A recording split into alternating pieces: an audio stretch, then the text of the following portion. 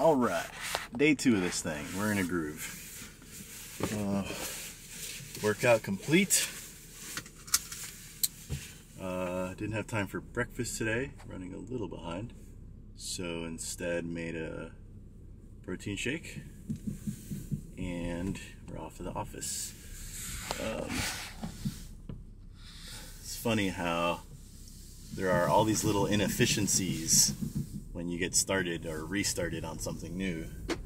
Like, for example, I forgot how long it takes to upload footage, forgot that you need SD cards, like all the basic stuff. But the more you do something, the smoother it gets, and then it becomes more efficient, takes less time, which means you can do it more regularly and more frequently, and so on. So, okay, what do we have today? Today's Wednesday. Wednesdays are check-in days with my VPs. So, and if you're wondering how this stuff is decided, pretty much it's arbitrary. I pretty much just randomly chose a day that looked good on my calendar. We decided it was going to be Wednesdays, and Wednesdays I check in for about 45 minutes with each of my heads. So the way Loop is structured is we have a C-suite. It's really just 2 co-CEOs and a CTO. We don't have any other C-level officers just yet, because it's my view that you should work with someone for a really long time before you graduate them to the C-suite, because it's kind of an irreversible move. You have to get it approved at the board level, and there's a lot of implications there. So in the meanwhile, we have our heads, like head of growth, head of engineering, and so on, and then above heads you have vice presidents. So Wednesdays I check in with my kind of vice presidents and also my heads, and then we also have directors that are underneath heads. So that's kind of every company is going to have its own organizational chart. For us, it's C-suite, VPs, heads, and then directors, and then underneath directors is managers, and then leads, and then ICs, individual contributors. So anyway, that varies org to org, but nonetheless, today is check-in day. I like these days. These are days and that's usually just the morning. So I lock in with them in the morning, and it's kind of a high. I put it in the morning because anything that requires kind of a lot of mental power and focus, I like to put in the morning times, particularly because we're in the thick of it, so our VPs need help deciding strategic things, working through operational stuff, and the truth is I'm not my best self when I am in the afternoon after I'm tired and so on. So yeah, let's see and as you can see, I have to figure out this camera thing. I am on a DSLR, not an iPhone, so I have to figure out how to hold this. But yep, I've just gotten to the office, so let's see what today brings, and see you guys there. All right, had a good session with our head of growth. 1 second here, get my life together. So what is a head of growth? Well, for us, it's really just kind of head of marketing. His title used to be head of marketing, and we pretty much came to the realization that marketing is a lot bigger than just growth. Marketing includes brand, it includes creative and art direction, and organic, and honestly, actually a lot of different functional areas. Social, obviously, is a big part of the picture now. And part of how you have to structure your team is kind of just around the team members that you have. And so, for example, with JC, our head of growth, at one point, we decided that, you know, we wanted to invest in brand, and so we brought in a leader to do that, and then we built out a whole team underneath. It was a brand team. We had copywriters and art directors, and you know, we really invested a lot in the brand, probably $250,000, $500,000 over the course of, you know, a year and change. And you know, I think in an environment where there was a lot of cash, that was okay. Brand is something that is super high reward over a long period of time. It's a very long tail investment. But we're in an environment today where there's less capital availability, and so the resources that you have, it's kind of our view that you need a return on that investment a little bit quicker. And so unfortunately, some of the first things to go are brand and creative, and I think this is a mistake. But also, you know, we made that decision, and a lot of people have made that decision to invest in things that are practical, tangible, and you can see a quick ROI on. And so anyway, so because we ended up letting that team go and JC and his team stayed, you know, we're building the team around and the functions and our core competencies around who we have. And JC is a great team member, been around since day one, will be around till we're successful or the ship goes down. And so we're just, one thing that this journey does is it increases your self-awareness. And so, you know, JC said to me, hey, look, I'm not that guy that's thinking and driving brand and copywriting and all this kind of stuff. This is my domain. I'm very good at a lot of the performance and kind of quantitative aspects of marketing, which is performance. So, you know, paid media, it's SEO. SEO is very methodical. So, you know, search engine optimization and posting on Google and optimizing for different search rankings and organic traffic, very methodical.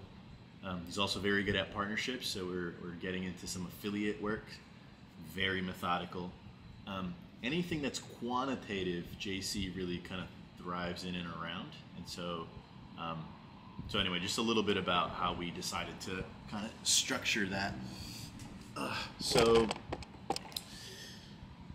So yeah, had a great meeting with JC. We're going to be essentially the way that the executive team is thinking about our roadmap this year is we've built kind of our core competencies in the business. It's been hard earned, it's been hard fought, it's been a hard journey. But we now have a business that, you know, pretty much works reliably well. We want it to be bigger. We want it to grow faster. We want a number of things to be true. But how do we think about the resources that we have against the business that we have and against the things that we want to be true? And where we've shaken out is we want to invest the majority of our resources towards the things that we have down like a well-oiled machine, because there's less volatility in the known, right? You put money in, you get money out. We know exactly what it costs us to acquire. We know how to do that, and so on. So let's say we'll invest 75, maybe 80% of our resources in the known, in the core engine, which in today's market I think is prudent. Which means that we'll have 20-25% of our resources to invest in future bets. So what are different low cost but potentially high impact bets that we should be making? So for example, should we add a new state? Should we add a new distribution channel? Should we add a new product? You know, should we launch a new team, a new initiative? Those types of things, I think, you know, in 2021, 2022, we were kind of just doing everything, right? We'll do this, we'll do that, you know, just because resource constraint was not really a reality of that time. But today, I think, you know, being a founder in 2020, I just tweeted this, but being a founder in 2024, 2023 is just way different than 2021 because it's more rooted in reality, and I think businesses and business operators will get better. And so for us, that means if a bet is potentially high impact but just very resource intensive, we're probably just not going to make that bet right now. But the takeaway for you isn't, oh, expensive bets aren't worth making. It's you have to evaluate the bets that you're going to make and the cost benefit analysis against the market that we're in, right? So for example, a high cost, potentially high impact bet is maybe worth it when there's a lot of capital availability, and capital is cheap and it doesn't cost you as much to sell. You only have to sell 10% of your company versus 20% of your company to get the money that you need, or you can raise it in debt and it's not as expensive because the interest rate's lower. However you want to think about it, when capital's more available, you can be more on the offense on long tail things like brand, like infrastructure, like technology, and so on. But when capital is less available, the matrix by which we evaluate our bets is totally different. We're now looking for things that are doubles, singles for sure, but like ideally doubles kind of our sweet spot. We're looking for doubles that are not that expensive to spin up, and of course not that expensive is relative. So for us, it's like, okay, cool, we can spend 50 grand, 100 grand, 150 grand is probably the upward limit, but we can spend that amount of cash standing up a bet and, deciding if it's worth it or not. So anyway, that's what I spent the time talking about with our head of growth. We have decided on a few of these things, and at this point, we're kind of just, it kind of comes down to the execution, So he was following up with me and making sure that I'm doing what I need to do on my side, and he's doing what he needs to do on his side so that we can get this bet out in timely fashion. And the way we're thinking about kind of the timing is I want to stand up these bets in the first quarter, right? So we have two initiatives, specifically roadside assistance and affiliate programs. They require some work, right? You got to form legal entities, you got to create draft contracts, you got to create copy, you got to create web destinations, you have to create, you have to put in place attribution software. So in other words, software that pretty much lets you know where the web traffic originated and how it, and if it got to the destination and who got it there, because we're going to be working with essentially partners that give us traffic, and we'll pay them when we get business from traffic that they originated. So we have to be able to know with certainty that the traffic originated from them for their sake, so we can pay them. So, I think what I've learned is that no bet worth taking, really, at least in our world, doesn't come without some level of technical implementation, effort, thoughtfulness, integration. And so I can stand up a bet super quickly. We can stand up a bet super quickly, but it's not going to be done in a way that is sustainable or yields any real result unless you actually have to coordinate a team. Product has to be involved, and a few people have to be involved. So at this point, though, what we don't want to do is, you don't want the pendulum to swing too far and have a ton of people involved and a ton of planning, and like we've been through that and it gets exhausting and nothing ever happens. So now we kind of have found a sweet spot where you loop in just a small team of people that can quickly do what they need to do, validate it, and then if it's worth it, then you roll it out to kind of more. And man, I think just in saying this out loud, which is why I'm enjoying doing this, this shit is hard. This shit is hard. Like, starting a business and being successful with it, like, it's one thing to start a small business, and even starting a small business is so difficult. Like running, I'm across the street from a restaurant right now. Let me see if I can show you. I don't know if you can see. It's a pizza spot. But like, even running that pizza spot is fucking hard. I know, because I used to run a dry cleaner, and like, even having the awareness in the neighborhood that you're in to drive the foot traffic that you need to generate the sales, like, having the personnel whom you're paying hourly and making sure they don't quit on you. I've been through all that, man. It's fucking hard. And then you add another layer when you're trying to build something that runs well but also can scale quickly, and that's kind of the venture capital game. And the venture capital game, if you're not careful, it can be a trap. I mean, for me, I like it because you get an injection of resources that, if you're a prudent and smart allocator and experienced, you can use them effectively to grow something big. Problem is, it's just the learning pains, I'm not a first-time founder, but I'm definitely a first-time venture-backed founder. And there's just so many mistakes that you make with your resources, because so many things sound true but aren't. So many things feel like a good idea but aren't. And I'm happy to unpack a lot of those learnings. I think we probably will as time goes on in this vlog. But the point is to say that this is a game worth playing.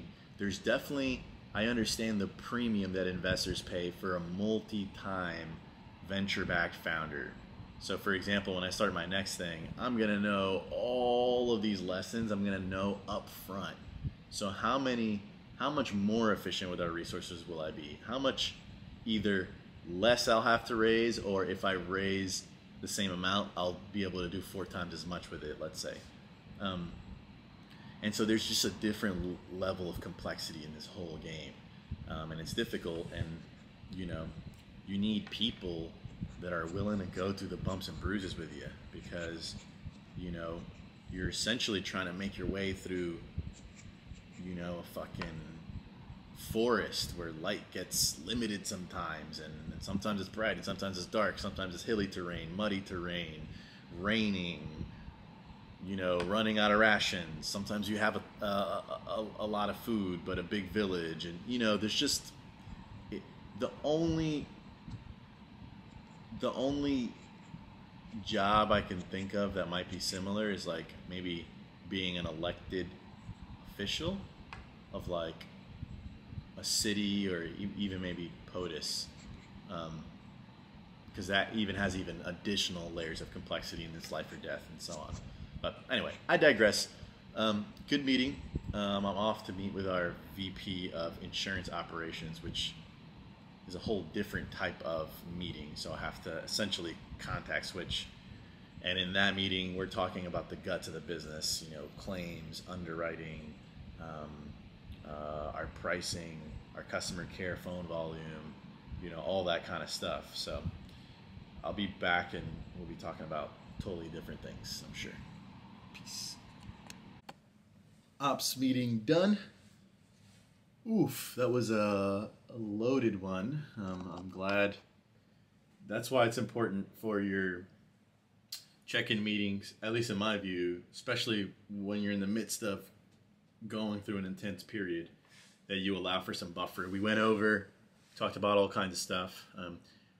This meeting basically is very different than all the other meetings I have, because it's entirely over-indexed on operations. So for those of you that run businesses that have kind of front-line type of roles and teams, you'll know that it's just very different than technical teams. So for example, to be honest, I don't manage or oversee the technical teams, the engineers, the product people. I sit in on certain one of their sessions, but I'm not driving those teams. And driving outcomes there is totally different than driving outcomes in marketing teams that are more creative people, a little bit more whimsical. Totally different than driving outcomes in ops. And so that's what this meeting was, hey, how are our claim adjusters doing? We just recently launched our own claims organization. So we're an insurance company, but we were paying another company to do the claims for us. So we would sell you insurance, and when you had a claim, Loop was the one paying the claim, but we didn't have the we didn't have sufficient volume to justify having our own in-house claims organization, so we had a third party doing it for us. And they kind of just made a mess of things, to be honest, because you have this company, they're a third party, they don't really care. I mean, I'm not throwing them under the bus, but they're never going to care as much as you, right? They're not paying out their own money. They're paying our money out. It's not their customer that they're adjusting for. It's our customer.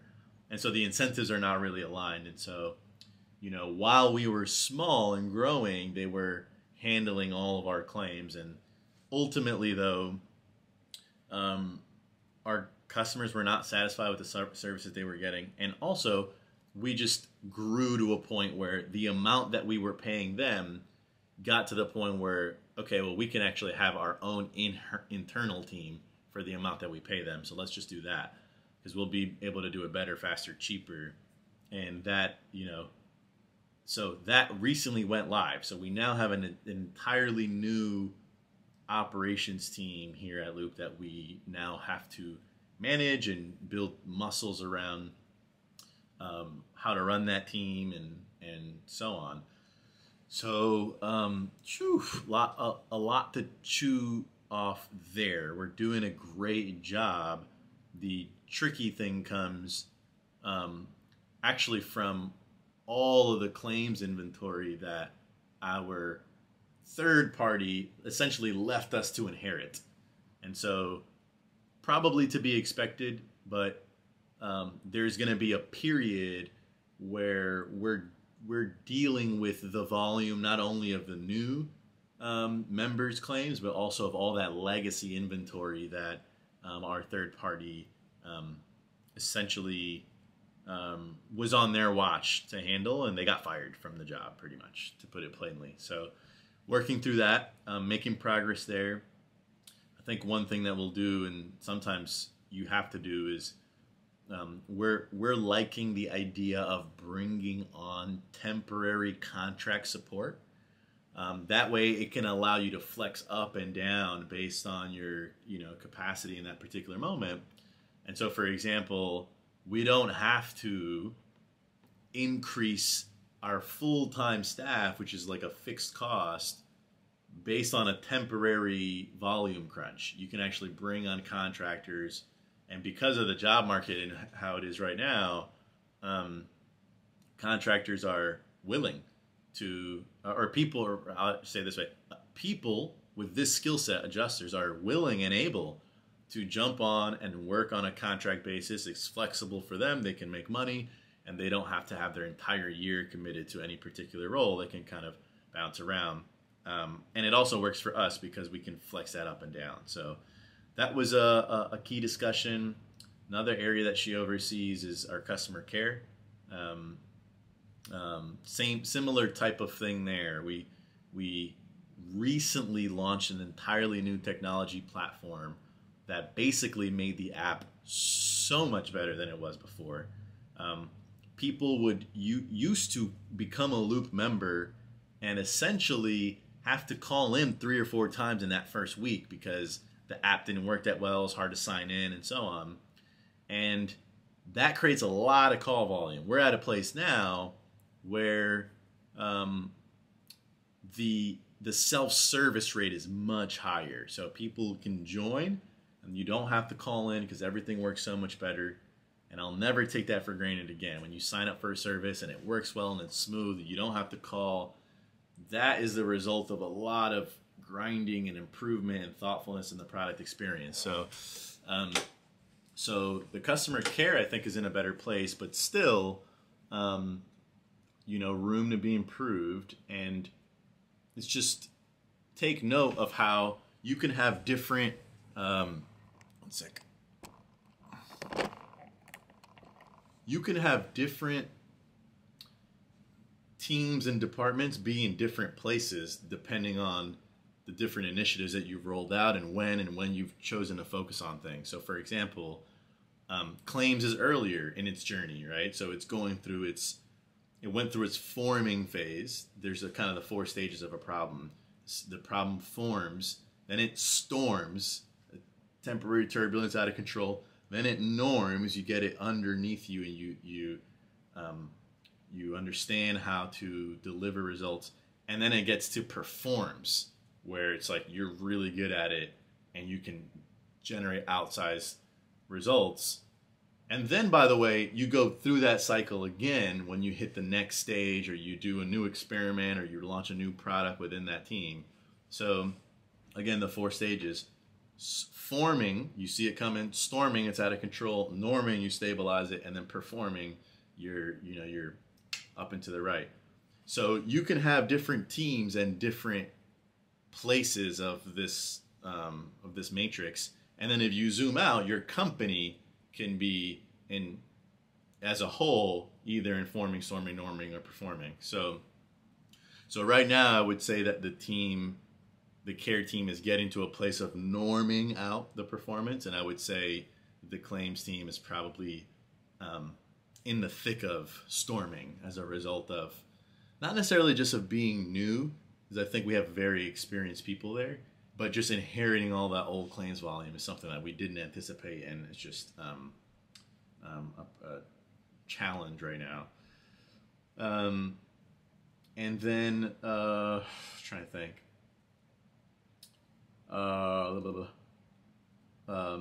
Yeah, I guess we also talked about underwriting. So our VP of Ops oversees all of these vertical areas that are people intensive, repetitive in nature, and also very customer facing. So we spend a lot of time talking through execution, making sure that every area is covered, that there's duplicity.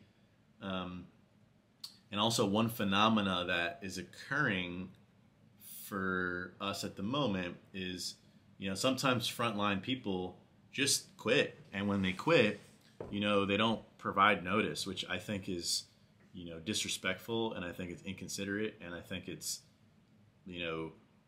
tearing down with your feet what you built with your hands, because I just refuse to give you a positive reference if you quit on no notice, especially given that Loop, we give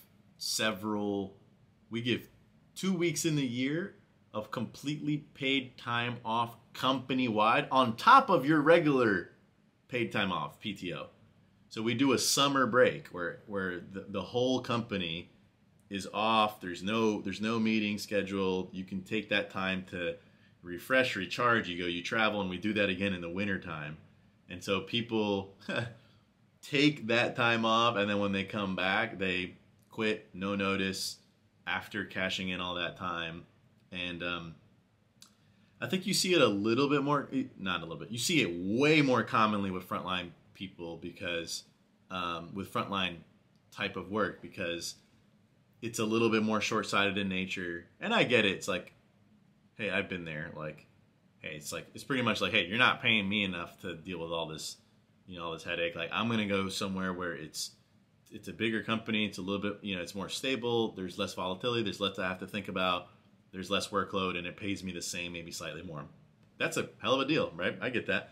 But if you've already put in a couple of years in a company, ride out a 2-week notice and leave with your head held high, because, the power of like network and reputation far outweighs an extra $5K in the year that you'll make. That's my view. And by the way, that's always been my view. That's been my view when I made $30K a year, when I was making $0 a year, and even now as a measly waged, CEO of a fledgling company. It's always been my view that you should optimize for the relationships, not just for the dollars. So yeah, it's unfortunate. But when something like that happens, it creates a little temporary strain on your ability to deal with volume, and you'll always be able to overcome those. Those are not, fatal challenges or even significant challenges. And frankly, once you grow bigger and you have enough duplicity in your staff, it's kind of a non-issue. It only becomes more of an issue for us and in general for startups when you're smaller and you're lean and you don't have as much duplicity, because you're being mindful of your budget and your capacity. So yeah, those are the types of things that we talk about on that call. And as you can see, it's totally different than like my earlier meeting was marketing, distribution, getting on offense, you know, how much cash we're going to put into growth and how much volume we anticipate it's going to generate. And you can see how they're related though, because the more we grow, the more volume it produces for the ops teams. And so there's a constant check and balance because, you know, you can grow really quickly and then your ops can fall by the wayside and then you don't produce a good experience and then the people that you paid to acquire leave and so you have a high churn rate. So this is the whack-a-mole game that we've spent years now going through, and we're getting a little bit better of a rhythm. And then underneath the growth in the ops is the tech layer, right? So the better the tech is, the more pressure it takes off of the ops teams to be perfect. Because, for example, something concrete, like when you joined Loop, we used to have to manually check if your rate, the price that we gave you was accurate, because our systems are very complex. And it's not like a e-com, you sell a sweater for $35 and it never changes. It's kind of like based on your age, your vehicle, your this, your that. It's like a system with so many, it's a multi-variable, very complex system that gives you a specific price. So we would have to manually check that that rate was accurate every time someone became a customer. Well, something simple like now our rating accuracy at a system level is 99.99%. So we don't have to manually audit policies, which means that we need less underwriters on staff. And the underwriters that are on staff can focus on different things. We used to have more people call in because they couldn't log in. Today we have people call in because they want to change their policy. They want to add a driver, change your address. And today you can submit a form and then we'll do it manually and then we'll let you know that it's done. So it's somewhat automated for the customer, but it's kind of like a fake automation, right? You want to get to a place where you can just add a driver on the phone. It shows you, it quotes you a price right then and there. You can accept, boom, it changes the policy and then you're done. So the tech layer streamlines and automates more and more things, but it just takes time and money to do. So you do what you can as you can do it on the tech side. You don't want to get too ahead of your skis because then it's very expensive and then you'll have a system fully built out and no money and you're done. So you have to chunk out the tech build, grow at a sustainable rate, and have the ops at a place where it can manage the volume that's coming in. And that's kind of the triumvirate that is growing a business, our business anyway. And that's why I kind of meet with all three of those, people to keep those things in check and in balance. So some good discussions though. Basically, we are anticipating that the first quarter of 2024 is going to be over-indexed on cleaning up, making sure that we fully transition people from the old app to the new app, clean up all that old claims inventory from those idiot third parties, and just get things to a place where it's a net new, fresh start for all of our members and our team members. And when I say members, that's what we call our customers. And then 2Q, 3Q, 4Q, straight offense. And in the meanwhile, we're going to start jogging the growth machine, but not really going super ham. We're jogging it, we're on the treadmill, we're going for a light run, starting to work it. And then eventually 2Q is our estimate that's when we're going to be clean slate and in a position to really get rocking and rolling. So, good discussions and a lot more on the calendar yet. So I'll probably do one more check-in here after a couple more of my meetings, and then we'll call it a vlog. To compensate for some of the costs, real costs that we take. Oh yeah, because I will share with you, like, even just the cost of their support while we were implementing before we got. She's been super helpful. All right. That's good to hear. Jason was just saying that Alyssa's been super helpful. Great. I like Alyssa. She's a cool person too. Sorry about that. Sorry about that. Wait. Anyway. Oh, good. I'm sure you're working on your next video vlog. Haha. Where'd you see that? I saw it on LinkedIn. I gotta post mine. I got a bitching rant about LLMs and ML models. Ooh, Soon. ooh, I like that. Get excited. Holy shit. What a fucking blitz of activity just now. Had to order some food. Fill you guys in a second. Just gonna go into the war room.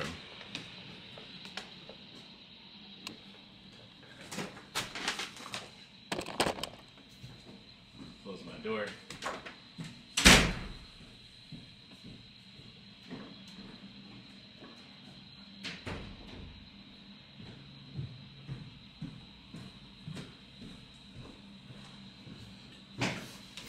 Yoo-wee! That's better. Man, that was intense. So, let's see. Our engineering and product team is proposing different different scenarios of different engineering teams that we may need depending on all the different things that we want to do in our product. So essentially